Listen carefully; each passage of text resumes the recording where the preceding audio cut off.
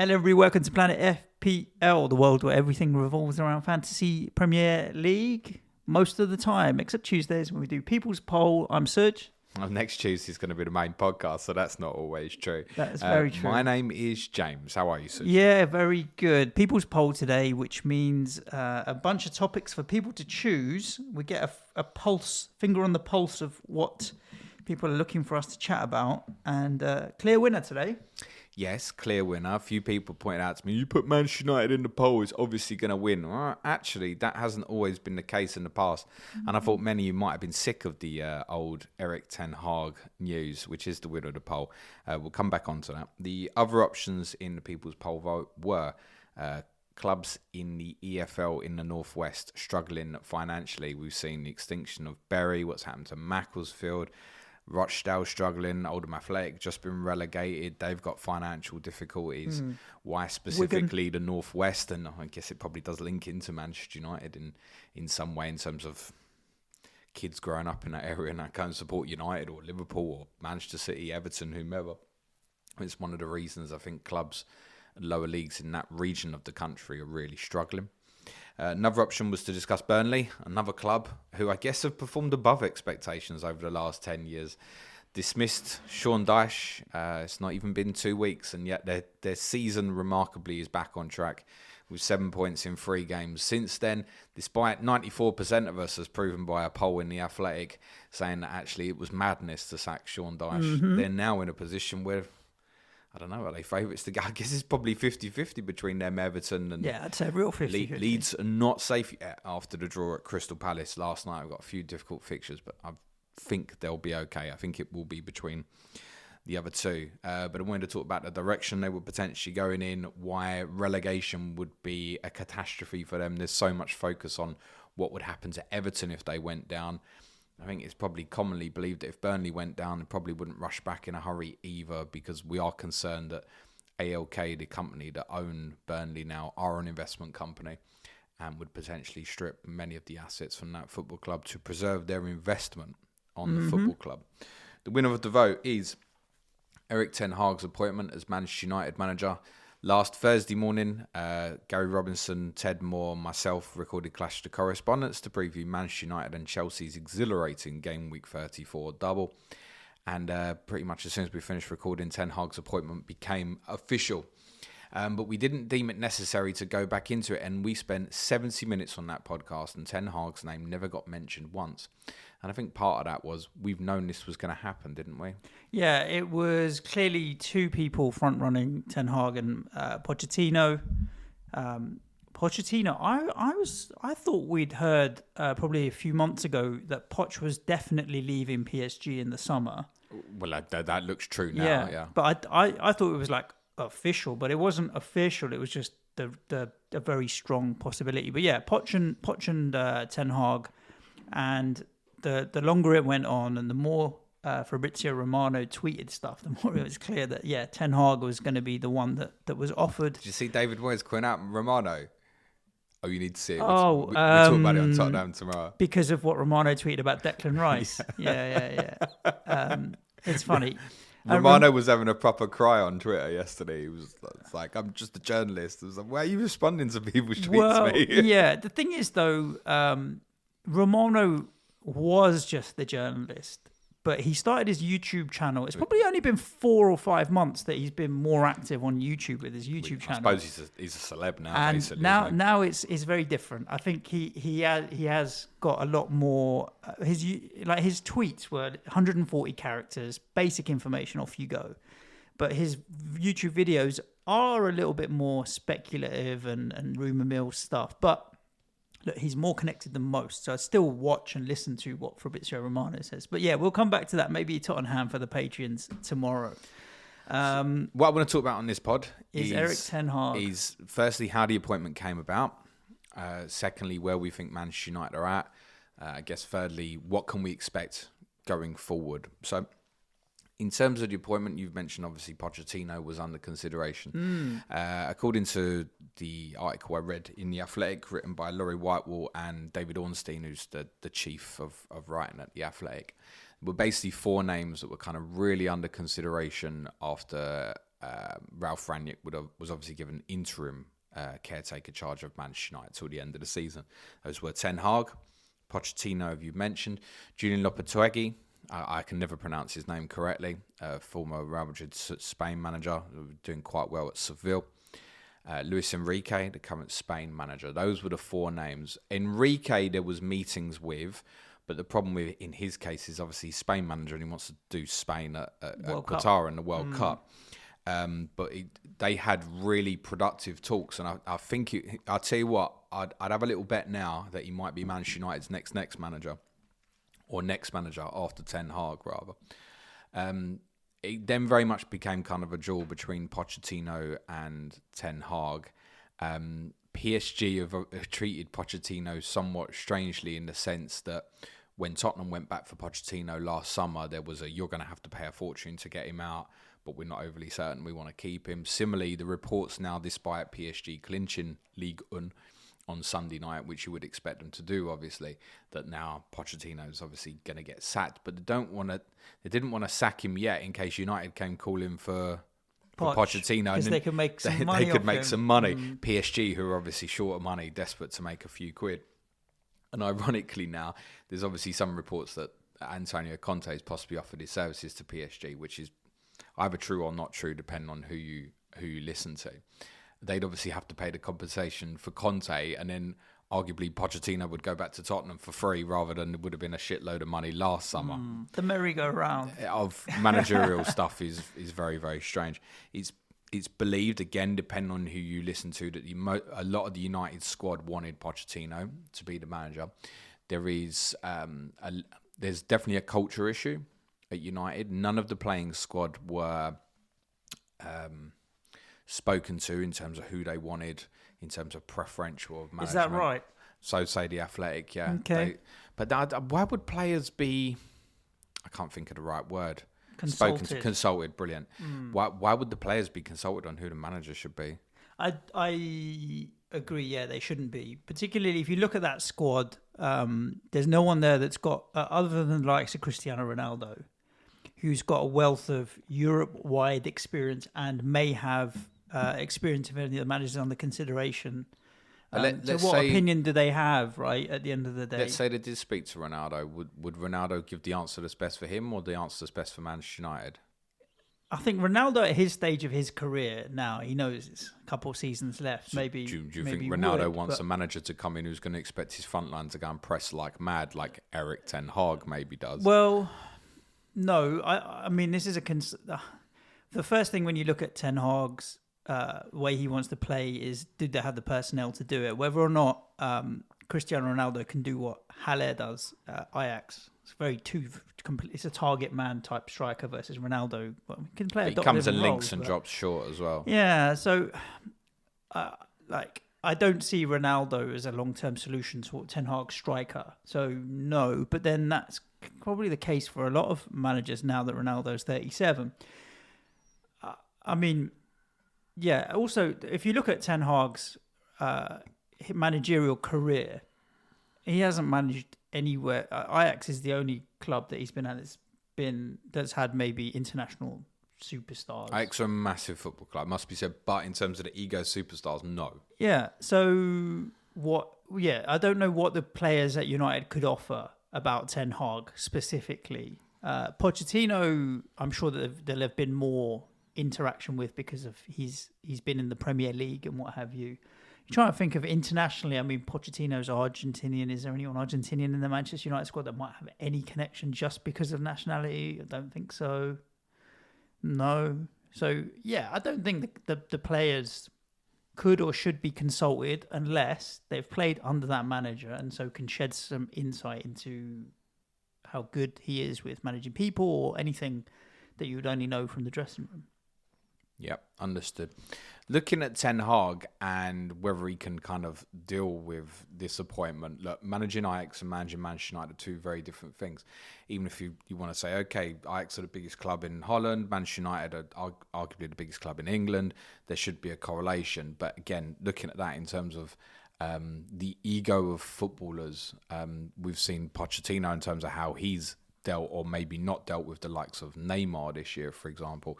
United certainly do have some egos in there. There's certainly, as I said, there's a culture issue in that dressing room, which even some of United's players, such as Scott McTominay, basically come out and said at the weekend. It's like, look, the club's fucked top to bottom, basically. It needs an overhaul. And I think Manchester United fans know there needs to be, I hear the word reset getting used a lot more.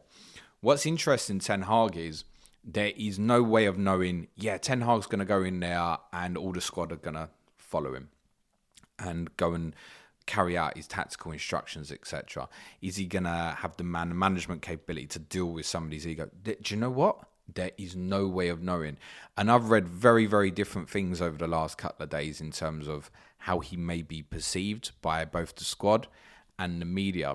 So apparently he's quite aloof with his question answering in press conferences, which apparently is considered like absolutely okay in Holland. So what, Van Gaal style? So basically, if he gets asked a question and he doesn't like the question, just say, he's like, I'm not answering that. It's a stupid question. Fine. I don't know how that's going to wash here if he takes that sort of approach. If he's losing, it won't go down well at all. It's one of those things that you can get away with when you're winning because you've got the results to back it up. If you're losing and you start trying to avoid questions, then you're basically throwing your toys out the pram, like Conte sometimes. Well, he's going to have press conferences before he's winning or losing, isn't he? That's true. And before he's able to affect any change as well, yeah. Because you know what the first question is going to be like, what are you doing with Ronaldo? That sort of thing, right? Yeah, of course. So if I don't know how he's going to back that sort of thing away. The British media are the kings of stupid questions. Yes. He's going to get plenty of stupid questions. What they're not so good with is when manager X says, players doubtful, right? Which players? They don't tend to follow up those sort of questions. No. Because a 2-week injury for a player is not going to make the back page news of a tabloid newspaper, for example. No. They want the sensational quote headlines and move on to other areas. I don't think there's a way of knowing in terms of how he's going to deal with this.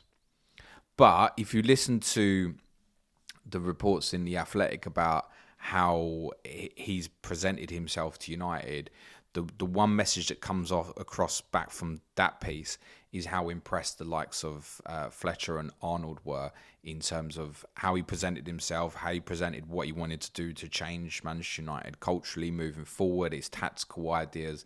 They by all accounts, seem to have been blown away by what he said, and that is what's got him the favouritism over Pochettino, who, you have to remember, Pochettino met Ed Woodward at the back end of 2018. There was this famous lunch with Sir Alex Ferguson in 2016. And there was a meeting between Woodward and Pochettino towards the back end of 2018. If you're wondering timeline, it's 2019 was the year Tottenham got to the Champions League final. So there was certainly flirtations between Woodward and Pochettino. Obviously, Woodward's on his way out. We're going back 3.5 years or so, possibly even longer. And I wonder, reflecting on that season at Tottenham in terms of how Pochettino's mood changed during 2019, was I think that summer, I think he was going to Manchester United. But Ole Gunnar Solskjaer performed so well in the late winter, early spring, they decided to give him the job full time, didn't they? And Tottenham's performances dipped rather alarmingly after that. I think Pochettino had his heart set on going there. And I think he did this time as well. Yeah, this is a really difficult one to talk about with Ten Hag. I mean, the ultimate question, and maybe you want to leave it to the end, is do you think Ten Hag is the right appointment for Manchester United where they are right now? I think stylistically, in terms of the way he wants to play and stuff, his coaching methods, yes. Does he have the management capability to deal with the egos? I don't know. Yeah, I feel that's the same for me as well. It's a massive question mark. If you and I listened to some, I think it was BBC's Football Daily podcast. They had an interview with a player that Ten Hag had played for Ten Hag previously in his career, and he was saying basically Ten Hag is very strict in terms of everything's regimented. So he tells this story about how Ten Hag had to line coffee cups in a certain way and stuff. I don't know if it's OCD or whatever. Yeah, I mean, everything's got to be perfected to a certain way, and there's method in everything that he's doing. Some people are going to get on board with that and want to run through brick walls for him. Some people are not. And you suspect it's probably those who are not favoured in terms of team selection are possibly not going to get on board with it. Yeah. I think tactically, the interesting comparison between Pochettino and Ten Hag is this whole 2019 Champions League semi-final when you both got there, and obviously you picked him. Do you want to talk about it? At the post. I think Poch, I don't think it's fair to say, has been dining out on that ever since. Because he's not a bad... I'm not saying that he's a shit manager and he just got lucky one year, because he is good tactically, but he has struggled at PSG. With the players and the squad that he's got at PSG, you do think they could have, should have maybe done better. And he struggled at Spurs afterwards for that period as well. So I think... And maybe Manchester United, in hindsight, was an influence on that. I think he's still got stuff to prove, has Pochettino. And the same could be said for Ten Hag, because... he has only really had Ajax. He had that great season where he took him to the semis as well, same season, and they did beat some big teams on the run there. They smashed Real Madrid 4-1 in the Bernabeu. Agreed. But then domestically, they've probably only done what you'd expect Ajax to do in the Dutch league. Well, I think their domination in Holland has stepped up another level since he went in there. But then, it's a similar level to Bayern Munich in Germany, where you've got a really dominant club that financially are dominant. I don't know if it's fair to say Ajax are as dominant in Holland as or Netherlands, whichever it is, as Bayern are in Germany.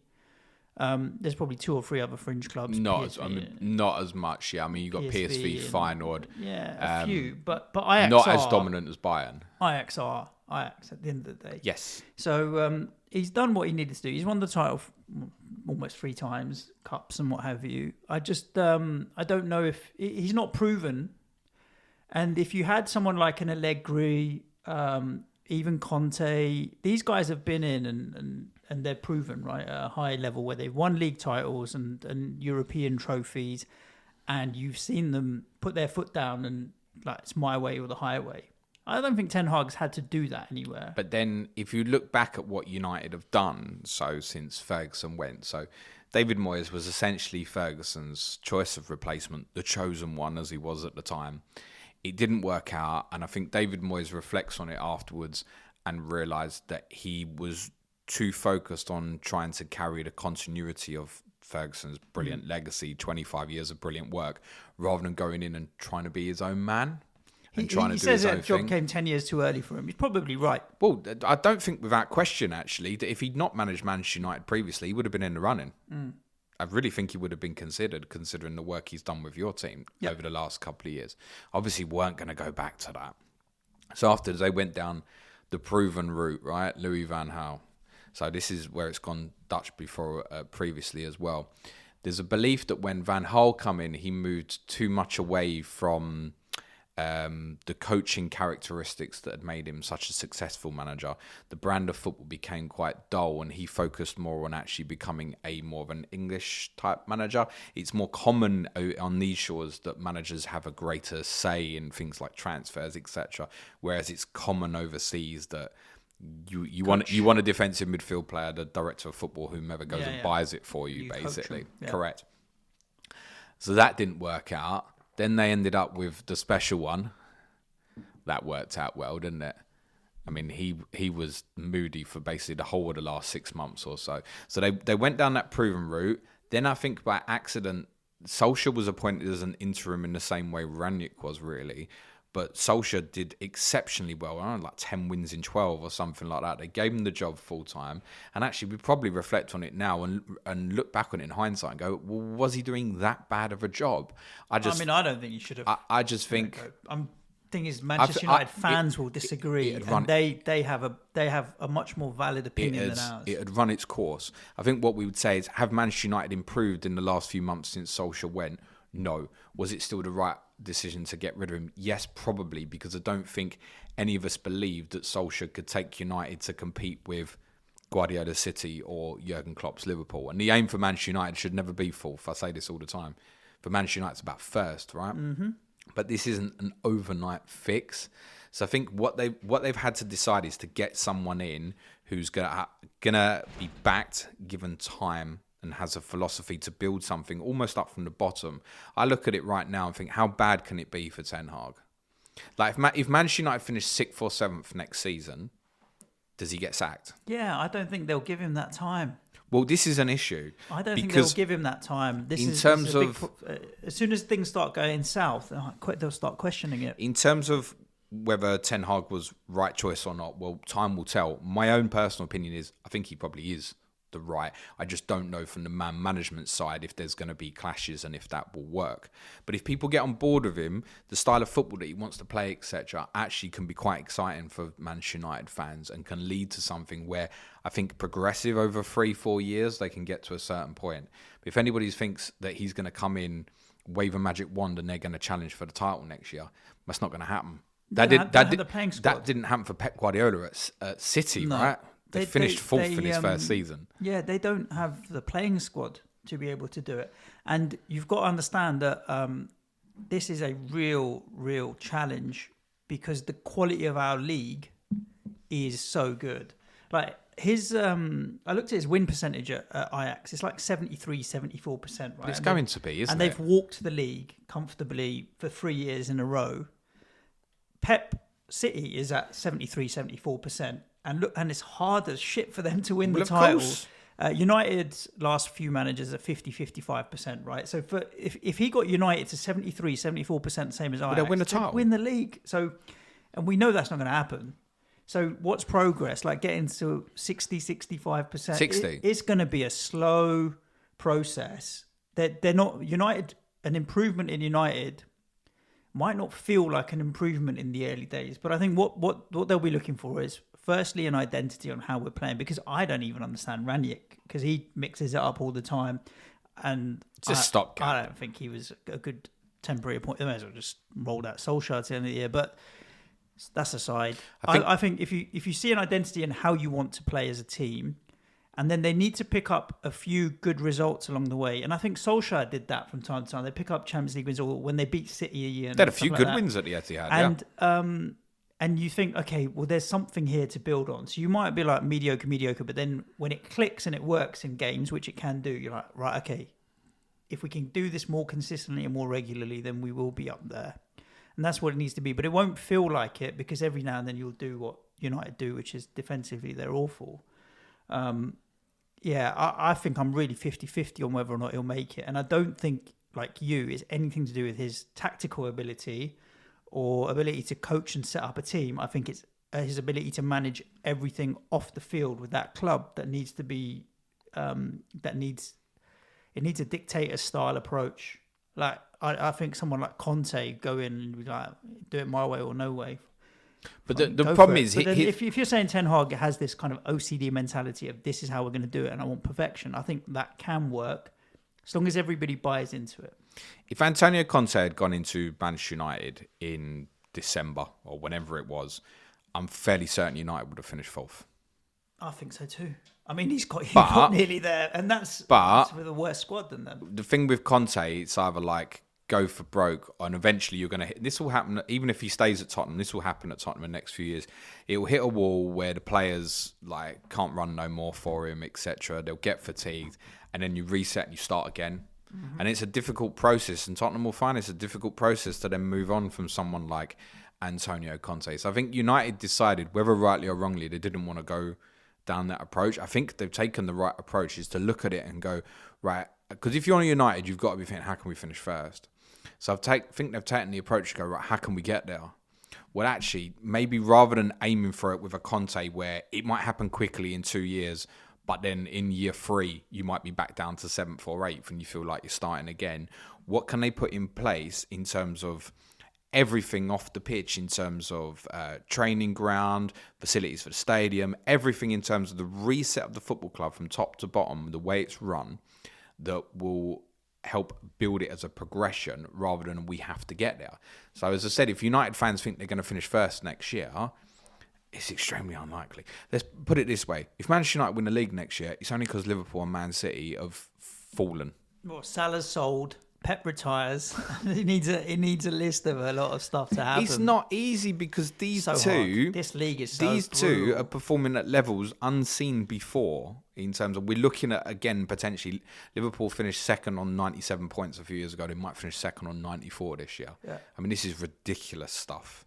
Ridiculous. Yeah, that's half the problem. Like, it's the top two are there. The other half of the problem is that the likes of your Tottenham, Arsenal, West Ham, Chelsea, Wolves, they'll all give you a tough game on the day. Even Southampton, the depth in the league, anyone will give you a tough game. Not only are the top two streets ahead, everyone else is not streets behind as well, you know? The quality of the managers in the league at the moment. So I mean, you could make a strong case that the four best managers around are in our league at the moment. United, by the way, did inquire about Tuchel when obviously Chelsea got frozen and stuff. Yeah. And it was sounded out that obviously if it fell off badly for Chelsea, then Tuchel would potentially be open to it. Be available. But that's obviously gone now. Tuchel is amazing. Klopp's amazing. Guardiola's amazing. Conte is obviously a serial winner. Mikel Arteta's doing very good things at Arsenal. You've got to usurp these guys and be cleverer than them, as well as obviously improve on the pitch. I think the big concern and why United fans are going to have to be patient is, and I can reflect on this on Pochettino's first season at Tottenham, right?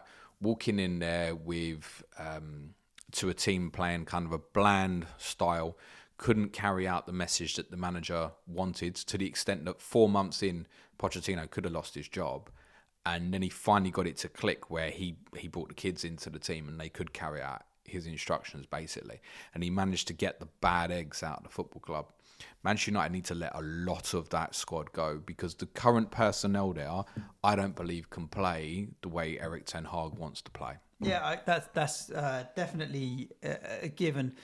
That he's definitely got an identity and a philosophy. If you search around YouTube and read articles, they'll talk to you about his philosophy. One of the interesting things that I saw, as we talk about him tactically, obviously Ajax's goals conceded this season in the league, Unbelievable. Fuck all, right? But then when you look at when people talk about his playing style and progressive build up, and then you can sometimes have a lot of players in attack, leave yourself exposed at the back. The two didn't marry up. Which doesn't matter so much in Holland. Well, this is the thing, right? So if his philosophy in Holland is, I'll let you explain how he likes to build play up, and then you end up with 7, 8, 9 players in attack. Fine in Holland, because they ain't going to hurt you around the back. In this league, defensively, I don't think you can translate that Ajax record into how it would play out in the Premier League. Like, just because they've got a really good defensive record and goals conceded number, with that style of football, he could get exposed here, couldn't he? Yes. It could also work absolutely brilliantly. Are we seeing Kevin Keegan's Newcastle 4-3 every week again? I do think there are possible parallels to looking at what Guardiola walked into at City. We must also remember, I mean, one of the real problems when Guardiola took over at City was obviously quality of players. But think back, how much money has Guardiola spent on fullbacks alone, right? I mean, 150 million or something on fullbacks, right? So United have a major issue in the fullback areas at the moment. Luke Shaw has obviously had a bad year, but if he can rediscover the kind of Euro 2020 form, then Luke Shaw at left back's absolutely fine. Right back, they've got major issues. They've obviously got major issues in terms of midfield. I think United fans obviously want a screener, someone of the Declan Rice mould, if you will. I'm not trying to sell Declan Rice, because I think Manchester United buying Declan Rice would be a really bad move. Not because I don't think Declan Rice would fit into the Manchester United team, but I think Manchester United should not be spunking 100 million on one player at the moment, because what they need is a group. Buying one player is not going to fix this. United need to gamble and box a little bit clever. That means going and buying 3 or 4 players for 100 million. And I think kind of almost working down the model of someone like, say how some of the German clubs work, like Dortmund or Red Bull Leipzig or stuff. They're going and identifying these kids. Whereas what happens for United is they wait for these clubs to go and buy these great kids. I'm not saying they should have bought Jude Bellingham, but I'm using him as an example. Jude Bellingham goes to Dortmund from Birmingham for 10 million quid or whatever. How much does Bellingham then go to Manchester United for if United go and buy him? 10 times. Quite a stupid amount. But the same things happen with Jadon Sancho. Now, Jadon Sancho's a bad one to do, because would City have let him go to United and stuff like that. I get it. Probably not. But essentially, they paid, 85 million for Sancho or something?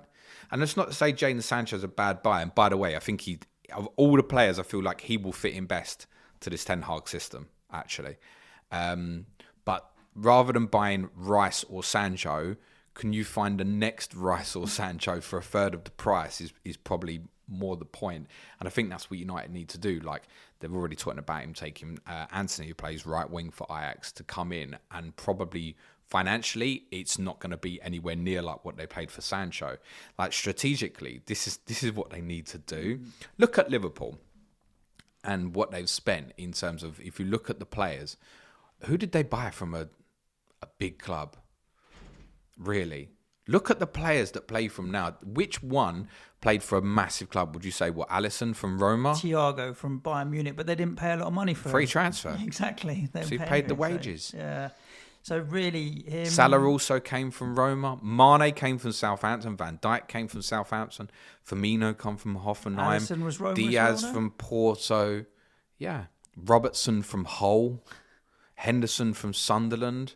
So it's not like they've gone, we're going to go and buy Real Madrid's best player. And again, it's not to say they shouldn't have gone and bought Varane last summer, for example. But perhaps the solution for United would have been to look at it and go, well, yeah, Rafael Varane has been one of the best centre-backs over the last 5-6 years or so. But can we find the next one? Who do you think from the current squad does fit Ten Hag's? Jadon Sancho's the first, actually. Really springs to mind. Because generally how he wants to play is normally like a 4-3-3. But it can move into different variations. So quite often it's 4-2-3-1. You'll also see it where it looks like a 4-2-1-3. Which is how I think City play quite a lot, particularly when Bernardo Silva plays really deeper roles with Rodri, which happens sometimes in some of the bigger games. That's how it looks like City play, 4-2-1-3. And what we mean by that is we mean two wingers who they stay high and wide, press the good right old days against of the City fullbacks. when you used to have Sterling and Sane. Like, we'll hug the touchline. They exactly were like brutal. that. Like, I'd watch when they came to London Stadium, and I'd be like, these guys just hug the touchline and play as high as they possibly can. And then it always gives you, like, you're always looking over your shoulder. Like, there's always a guy on the touchline playing wide, stretching the pitch, and in both ways, width and length, because they get as high as they can. Similar to that. So that, I think, if you think of Sancho, chalk on your boots, that kind of thing, I think there's a place for him there, definitely. So I could see that, like, if they do target Anthony from Ajax, Anthony on the right, Sancho on the left, come in, be inverted, get the fullbacks high and stuff, yes, I can absolutely see that working. In terms of the midfield structure, generally they'll play with 2 8s and a 10, or 2 8s and someone sitting a bit deeper. So in the Champions League games, they've tended to have, you're playing high caliber of opposition. They've tended to, in the past, have someone who go and sit and play a more deeper lying role. He likes to have rotation in the midfield roles, so they'll often overlap and cross. There isn't you've got to be the left of the midfield three and it's functional. Like, if you're the left of the midfield three and you want to go and drift out and go and link with Anthony and you cross over, that's fine. You don't think McTominay, Fred and Bruno could do that as a free? No. I think Fred might get a might lease work. of life. Might work, because I'll tell you what, Fred can do the work in terms of the pressing off the ball and stuff. I feel like when Fred's good, he can be very good, actually. I think Fred will be all right. I think Fred will stay and become a solid part of that team. I think when you're asking Fred to go and pick the ball up off the back four and stuff, not that I think he's a bad footballer, but you're not getting what I think you wanted out of him, which was he can be an all-action midfielder and stuff. And actually, the same applies to McTominay. I don't think either of them are particularly bad players. I just think they need someone with them who can actually dominate and run the football match for them. Someone like, I mean, if either of them played with a Thiago, or if those two could go and press and had Fabinho sitting behind them, or Rodri or something, then you might find that they both look better players. And yes, it's probably the deep line one that United need most. The one that people are obviously talking about is Donny van der Beek. Played under Ten Hag in that great Ajax 19 team. Yeah, and he could take that 10 role. No, I think you're looking at him more as an 8. And then what does it mean for Bruno Fernandez? I'm not sure that Bruno necessarily fits in great for this, actually. But if they go 4-2-3-1, which he does do a lot, particularly in some of the more straightforward fixtures, then Bruno just plays as 10, doesn't he? So They'll also want to play a high line. He wants his centre-backs to come out with the ball. And I think of the three centre-backs, the one that people are constantly saying might actually come out this well is Lindelof, actually. It's probably bad. It's probably bad for Maguire. You don't feel like any of them have any recovery pace, though. Like if someone got in behind Van Dijk, for example, you'd think he'd recover, or Diaz. Would away teams in this country, and it's obviously it's not meant disrespectfully to the Eredivisie, but obviously the way teams break with pace in this league can be different level. You can get killed. That's why keeping a high line is so dangerous. I hate it. But it works. Certain teams, it works for Liverpool if you work on it properly because and right. They got recovery pace. Yeah, but also what Liverpool want to do when their back line stays high and stuff, they want to squeeze the game, right? They want to push you up so that when you do have the ball against Liverpool, you don't feel like you've got time or anything. There's nowhere to pass the ball. And yes, occasionally people will get in behind them and stuff. The problem that Maguire does, as we mentioned, I think on last Friday's pod, is like he wants to step out into positions where he shouldn't. He gambles. If you're going to gamble, you're better off gambling the other way rather than stepping out. So they'll want a new centre back. They'll definitely want a midfielder. I think they'll want a wide forward. They definitely need a forward because Luke Shaw could do a job. I think Luke Shaw can, but he's obviously for injury and form really suffered this year. Right back's a priority. I wouldn't be surprised if he looks at a goalkeeper, although I don't think that's top priority. They will need a forward, and that's not even to necessarily say replace Ronaldo, because actually one of the things that they've done unusually at Ajax under Ten Hag's period is actually go and buy players from a league like the Premier League with Sebastian Haller, Dusan Tadic for Southampton, who Ten Hag reinvented during that Champions League run as a false nine basically, and he was absolutely outstanding for them. But even if Ten Hag does say, fine, we're not going to press as much from the front and Ronaldo's still going to be the man, like Ronaldo's not going to play 38 games next season. I think we know that's where we're at now, right? No. So one way or the other, United need to do something, even if it's to buy someone as a stand-in ready to become the first choice next year. But look at United being linked a lot with Nunes, Benfica, who I've got to be honest and say I've not seen a lot of. But that's your man. But everybody who has is like, this guy could be top draw. But then I also look at it against another one and go, right, West Ham were bidding for him supposedly in January for 40 to 50.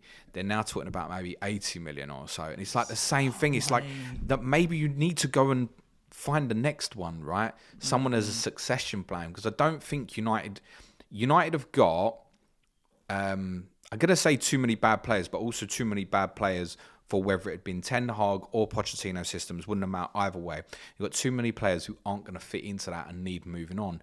Now, the benefit they've got is they've got a lot of players out of contract. So Pogba will go, Bailly will go, Lindelof will go, Phil Jones will go. There's a couple of others that they'll be able to sell and move on.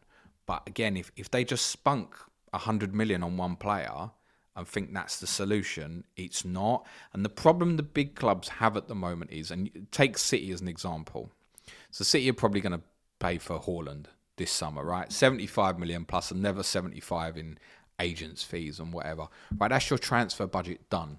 Mm-hmm. But that's okay for Manchester City because the rest of the team's all right. The year before, Manchester City spent 100 million on Jack Grealish, and I'm certain that Jack Grealish will improve next season, right? So right at the top end, that's what a club like City are at now. One big signing. Almost like remember Real Madrid with the Galacticos, the one big signing. And it's not to say, I mean, to be honest, Grealish and Haaland, if you look at that year on year, you begin to think, well, actually, is that beginning to happen now? Mm-hmm. United can't do that.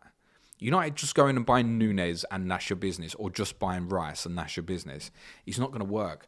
They're too far behind in terms of the quality of players that they've got. They need to revamp and build a new team. And if that takes, well, look at Pochettino at Tottenham in the sense that it all went and bought young players. Dele Alli, 5 million, Eric Dyer, 4 million and stuff.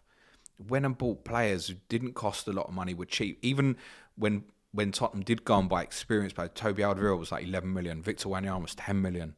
These guys didn't cost an arm and a leg to bring into the club. Now, obviously, 10 million then is more like 30 million now. Yeah. I get that. But the point still stands. Yes. Go and get a group of players and need to be targeting young players. Stop buying people. United need to buy... Cavani. At Tottenham, there used to be a saying that we don't buy stars, we make stars. Whereas Manchester United's always been you buy the stars, and I get that, one of the biggest clubs in the world. But for the philosophy at the moment, I think we need to move away from that and buy the next ones. Go and cut off the likes of, because if United go for the same player as Dortmund, United can offer more in wages, they can offer more to the selling club, etc. Go and get them. But it's like they sit and wait. And to be honest, it's not just United. It's most of the Premier League. We're watching these clubs like Dortmund and Leipzig, almost like they're a breeding ground. Go and get these kids, cut off these German clubs who seem to be taking all these bright young talents. And they always seem to do well. Yep, agreed.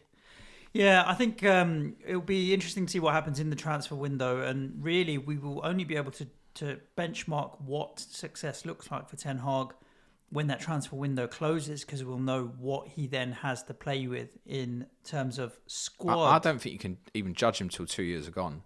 No, I get that, but I mean for next season. And I think like you judging what success you next alluded season to that. looks That's like. the problem. So if say United finish 6th next year, which at the moment I would say is kind of par of the course. Remember, Newcastle are going to spend a shitload in the summer, right? It's not going to get easier. It's going to get tougher. So if United finish 6th next year and then they start year 2 badly, I'm worried. Yeah, that they've just wasted 15, 16 months. And they've made their choice. They ain't got to stick at it. But I don't know if a club like Manchester United is prepared to wait. Say if Pochettino comes back to Tottenham and Tottenham go, right, reset. If Pochettino's doing badly in 15 months, unless it's disastrous, he's not getting sacked. But Ten Hag at United might if it's really bad. And it's going to take time. Manchester United fans, of which I'm sure we have plenty listening, do feel free to jump in the comments on YouTube or on the tweet at Planet FPL Pod when James tweets out the pod, because we'd love your opinions on whether you're excited, nervous, jury's out. I do think most Manchester United fans are willing to give it a go, but of course, honestly, if it goes your fingers burnt. If it goes well, they'll be great to watch. Yeah, honestly. sure. We'll be back at you tomorrow with Sky Fantasy Football, getting ready for my May Manager of the Month drive to win a console of my choice. And I'm interested to know how James halved his rank in a single weekend. Other than that, it's hope you enjoyed the show. Stay safe, look after yourselves, and back at you tomorrow. Ciao for now. Thanks, everyone. Be nice to each other. Cue music, please, man, child.